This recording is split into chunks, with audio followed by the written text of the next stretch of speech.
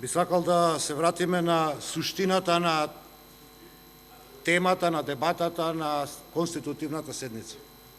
Мирно примопредавање на власта на демократски избрано парламентарно мнозинство. Суштина на уставното уредување на Република Македонија.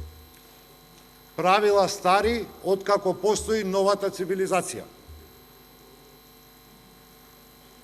Жал ми е што не е Никола Поповски тука. Уште чистачките во Европарламентот не му кажаа што се случува во Македонија, кој е виновен за тие процеси и што е тоа кон која што е водите Македонија со вашето поведение во собранието. Урнисан уставен поредок од страна на Ѓорги Иванов, закочување и кочење на демократските процеси од поведението на ВМРО-ДПМНЕ. Не се наши зборови, тоа ви се зборови и на Европската комисија, и на Советот на Европа, и на парламентарното собрание. За неколку неисправности и нелогичности кои што дека беа истакнати од колеги пратеници. Никој не засега во ничие право предвидено во точка 80 во член 80 од деловникот на Собранието на Република Македонија. Правото на секој пратеник да дебатира по третата точка му е гарантирано и тоа ќе му следи откако ќе ја завршиме расправата по четвртата точка. Никој не ве трга, нити ви го одзима правото на збор, за да нема недоумици во јавноста. Тоа право ви останува. Господинот Илиовски кажа дека 10 пратеници можат да го сменат дневниот ред. Не е точно.